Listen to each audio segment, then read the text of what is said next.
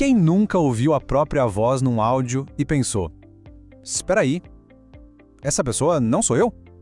Pois é, hoje a gente vai finalmente desvendar por que a nossa voz gravada parece tão, mas tão esquisita.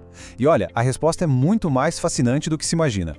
A cena é um clássico, né? Alguém manda uma mensagem de áudio, ouve de novo e trava. Ou então está assistindo aquele vídeo da festa e de repente escuta a própria voz. A primeira reação é quase sempre a mesma, uma sensação de estranheza total. É um pensamento quase universal, essa desconexão. Mas, se a voz na gravação não parece ser a nossa, então, qual é a nossa voz de verdade?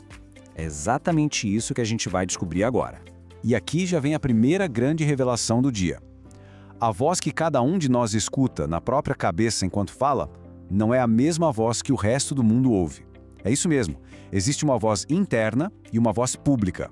A ciência por trás disso é muito legal. O som que a gente produz não segue uma única estrada até o cérebro, não. Ele se divide e viaja por dois caminhos completamente diferentes. E é essa dualidade que explica todo o mistério. Olha só que interessante. O primeiro caminho é o som que viaja pelo ar. É o som que todo mundo ao nosso redor escuta. Mas o segundo caminho é exclusivo, é VIP. O som também vibra através dos ossos do nosso crânio.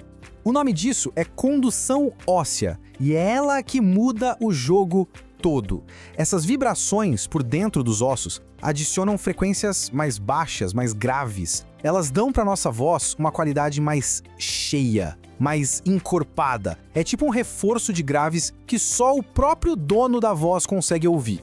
Então, quando a gente fala, nosso cérebro está basicamente mixando esses dois sons. O som que vem de fora, mais agudo, e o som que vem de dentro, mais grave.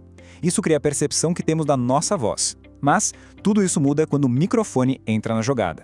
E aqui tá o pulo do gato. O microfone, coitado, é um ouvinte externo. Ele só consegue pegar o som que viaja pelo ar. Ele não tem acesso àquela ressonância interna que vem dos ossos. Basicamente, a gravação joga fora todo aquele reforço de grave que a gente está acostumado a ouvir. E esse é o ponto principal. A voz na gravação não está distorcida. Muito pelo contrário, ela é a versão mais pura e autêntica da nossa voz pública. É exatamente assim que amigos, família e colegas de trabalho sempre nos ouviram. Ok, mas saber disso não faz a sensação estranha desaparecer, certo? É porque o problema não é só físico, ele também é psicológico. A gente entra agora num conflito que acontece dentro da nossa própria mente. Pensa bem, a vida inteira o nosso cérebro constrói uma identidade de quem nós somos. E essa identidade é baseada naquela voz turbinada com os graves internos. A voz gravada, sem esse componente, simplesmente quebra essa expectativa. É um choque entre a nossa autoimagem sonora e a realidade, e é isso que gera o desconforto. E essa sensação é tão forte que a descrição é quase sempre essa. Parece a voz de um completo estranho, mesmo a gente sabendo que somos nós. É como se desse um pequeno curto-circuito na nossa percepção de identidade. Isso nos leva à conclusão, que, na verdade, muda toda a perspectiva. A gente passa a vida inteira acreditando numa versão da nossa voz que, no fim das contas, só existe para nós mesmos.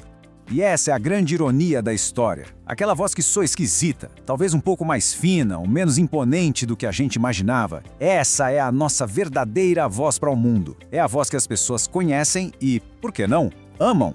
E isso tudo deixa a gente com uma última reflexão. Agora que o segredo foi revelado, fica a pergunta no ar. Qual versão é a preferida? Aquela mais rica e ressonante que só nós conhecemos? Ou a voz real, autêntica, que a gente compartilha com todo mundo? Fica aí a questão para pensar. A gente se vê na próxima.